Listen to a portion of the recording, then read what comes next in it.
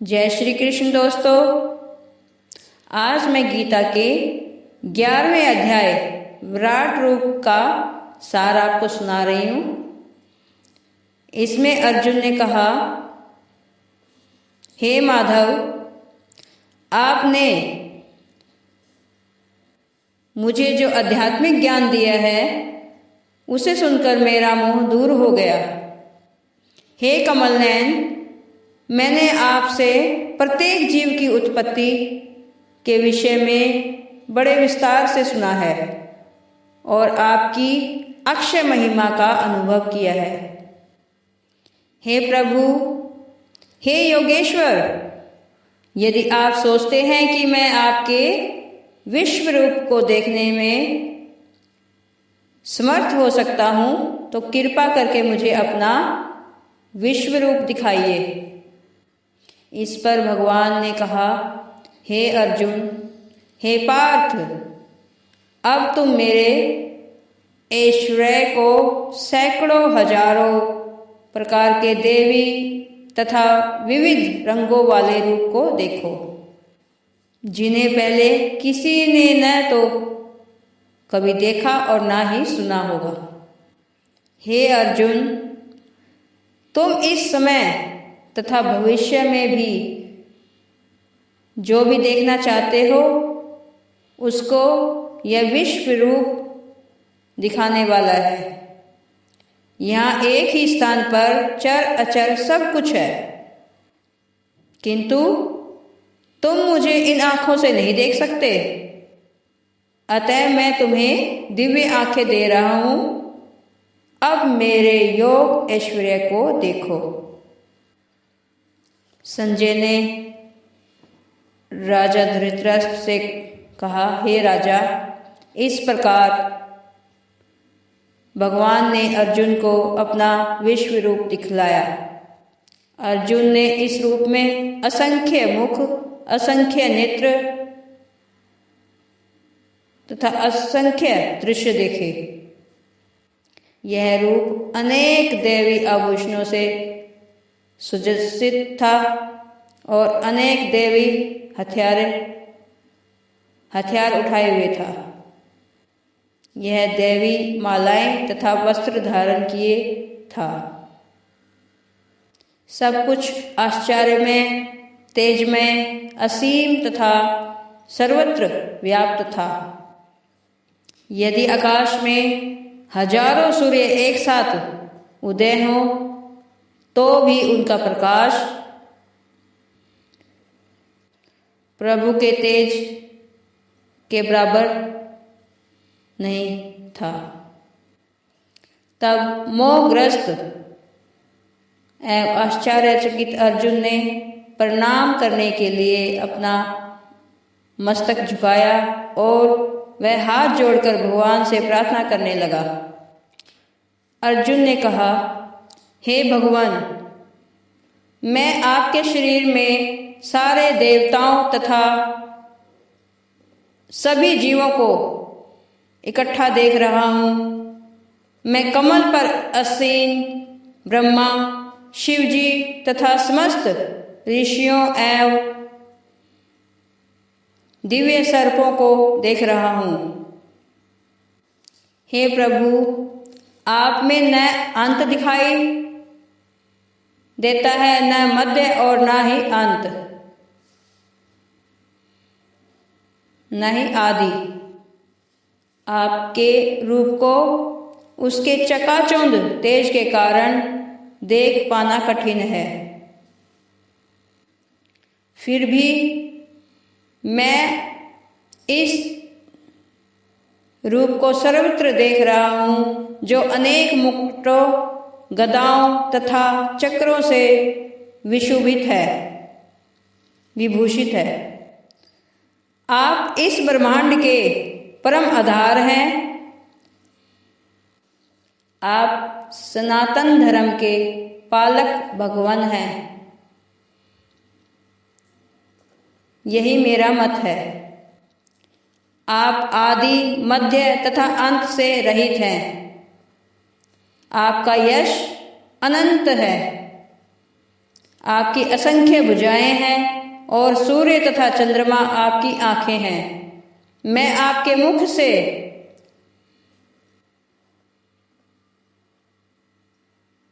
अग्नि निकलते और आपके तेज से इस संपूर्ण ब्रह्मांड को जलते हुए देख रहा हूं।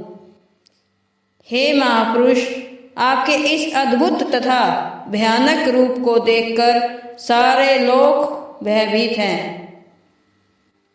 देवों का सारा समूह आपकी शरण ले रहा है और आप में प्रवेश कर रहा है।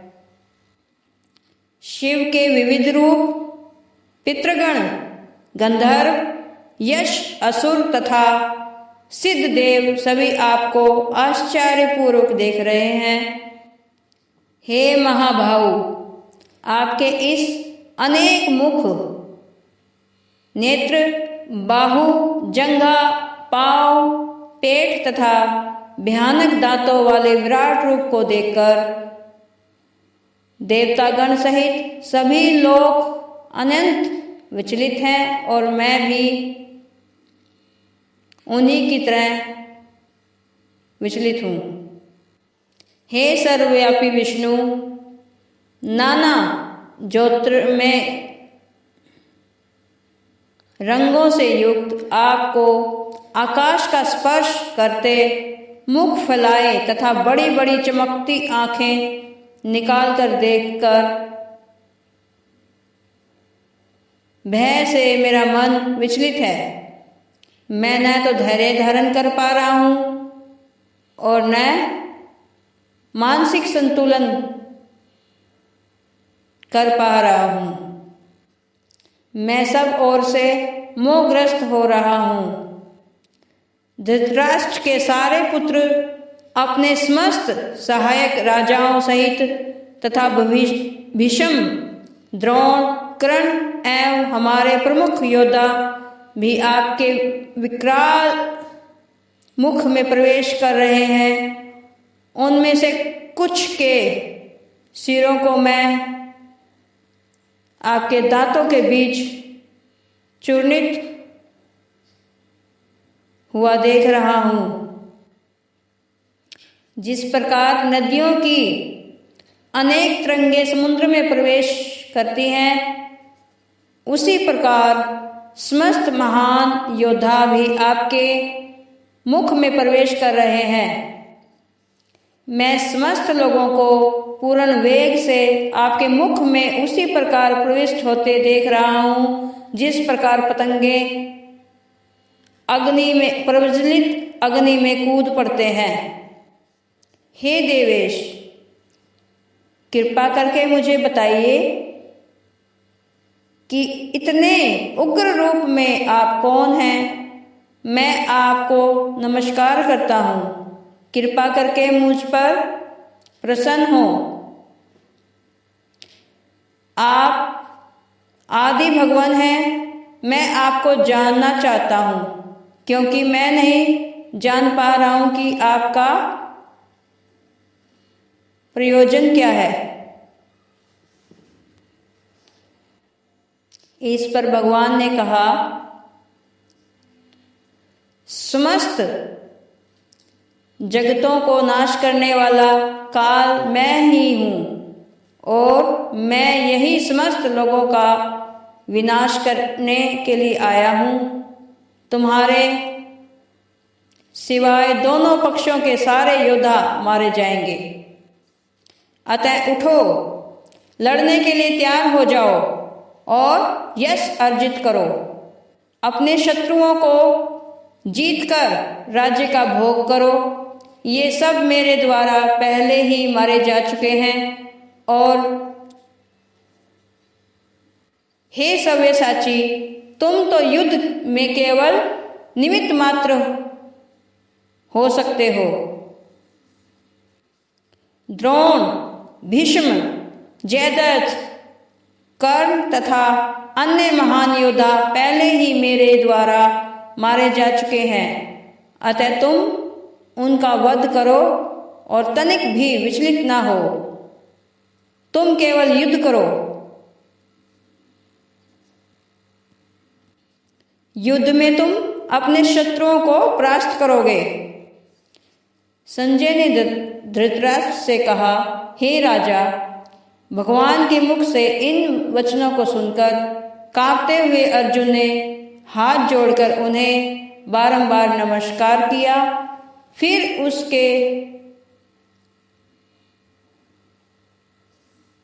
उसने भयभीत होकर अवरुद्ध स्वर में कृष्ण भगवान से इस प्रकार कहा, हे महात्मा,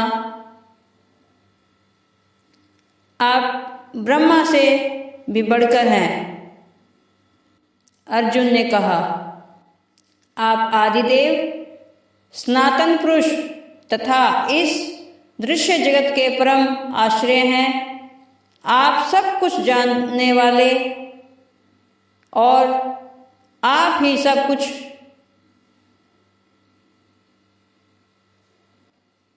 हैं जो जानने योग्य हैं। हे अनंत रूप, यह संपूर्ण जगत आप से व्याप्त है। आप वायु हैं तथा परम नियंता है। आप अग्नि हैं, जल हैं तथा चंद्रमा है। आप आदि जीव ब्रह्मा है और आप परम पितामह हैं। अतः आपको 1000 बार नमस्कार और पुनः पुनः नमस्कार है। आपको आगे पीछे तथा चारों ओर से नमस्कार हैं। हे असीम शक्ति, आप अनंत पराक्रम के स्वामी हैं। आप सर्वव्यापी हैं, अतः आप सब कुछ हैं। आपको अपना मित्र मानते हुए मैंने हठ पूर्वक आपको हे कृष्ण, हे यादव, हे सखा जैसे पुकारा, क्योंकि मैं आपकी महिमा को नहीं जानता था। मैंने मूर्खतावश या प्रेमवश जो कुछ भी किया, कृपा करके उसके लिए मुझे क्षमा कर दें। यही नहीं, मैंने कई बार आराम करते समय, एक साथ लेटे हुए या साथ साथ खाते बैठते हुए, कभी अकेले भी तो कभी अनेक मित्रों के साथ समक्ष आपका अनादर किया है। हे अच्युत्य, मेरे इन समस्त अपराधों को क्षमा करें। आप इस चर तथा अचर संपूर्ण दृश्य जगत के जनक हैं। आप परम पूज्य महान आध्यात्मिक गुरु हैं। न तो कोई आपके तुल्य है, न ही कोई आपके समान हो सकता है। हे अतुल्य शक्ति वाले प्रभु, भला तीनों लोक में आपसे बढ़कर कोई कैसे हो सकता है। आप प्रत्येक जीव द्वारा पूजनीय भगवान हैं। अतः मैं गिरकर सादर प्रणाम करता हूँ और आपकी कृपा की याचना करता हूँ। जिस प्रकार पिता अपने पुत्र की जिठाई सहन करता है, या मित्र अपने मित्र की दृष्टा सहन कर लेता है, या प्रिय अपनी प्रिया की अपराध सहन कर लेता है, उसी प्रकार आप कृपा करके मेरी त्रुटियों को सहन कर ले। पहले कभी न देखे गए आपके इस विराट रूप का दर्शन करके मैं पुलकित हो रहा हूँ, किंतु साथ ही मेरा मन भयभीत हो रहा है। अतः आप मुझ पर कृपा करें और हे देवेश,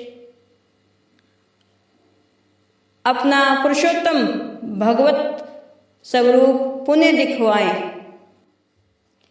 हे विराट रूप भगवान, मैं आपके मुकुटधारी चतुर्भुज रूप का दर्शन करना चाहता हूँ, जिसमें आप अपने चारों हाथों में शंख, चक्र, गदा तथा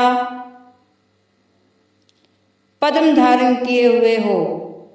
मैं उसी रूप को देखने का इच्छुक हूँ।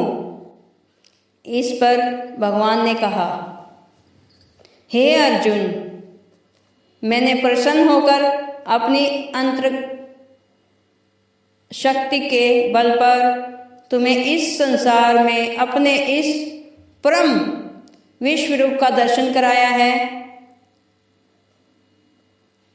इसके पूर्व अन्य किसी ने इस असीम तथा तेजमय आदि रूप को कभी नहीं देखा था, क्योंकि मैं न तो वेदाध्ययन के द्वारा, न यज्ञ, दान, पुण्य तथा कठिन तपस्या के द्वारा इस रूप में इस संसार में देखा जा सकता हूँ। तुम मेरे इस भयानक रूप को देखकर अत्यंत विचलित एवं मोहित हो गए हो। अब इसे समाप्त करता हूँ। हे मेरे भक्त, तुम समस्त चिंताओं से मुक्त हो जाओ। तुम शांत चित्त से अब अपना इच्छित रूप देख सकते हो। संजय ने धृतराष्ट्र से कहा, अर्जुन के इस प्रकार कहने के बाद भगवान कृष्ण ने अपना असली चतुर्भुज रूप प्रकट किया और अंत में 2 भुजाओं वाला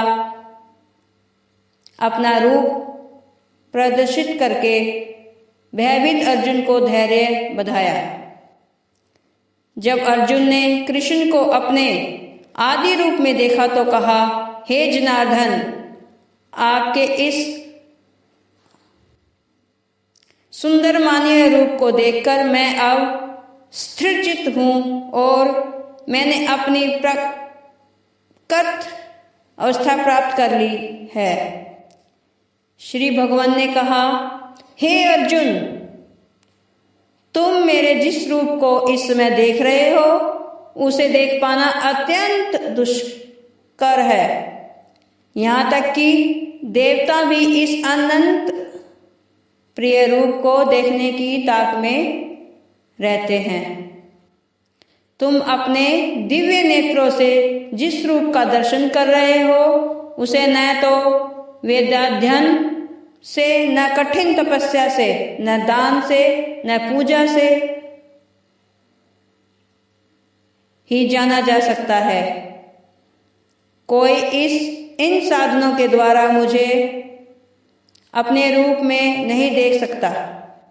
हे अर्जुन, केवल अनन्य भक्ति द्वारा मुझे उस रूप में समझा जा सकता है जिस रूप में मैं तुम्हारे समक्ष खड़ा हूँ, और इसी प्रकार मेरा साक्षात दर्शन करने की किया जा सकता है। केवल इसी विधि से तुम मेरे ज्ञान के रहस्य को पा सकते हो। हे अर्जुन, जो व्यक्ति सकाम का कर्मों तथा मनोधर्म के कलमश से मुक्त होकर मेरी शुद्ध भक्ति में तत्पर रहता है, जो मेरे लिए ही कर्म करता है, जो मुझे ही जीवन लक्ष्य समझता है और जो प्रत्येक जीव में मैत्री भाव रखता है, वह निश्चय ही मुझे प्राप्त करता है। और इसी के साथ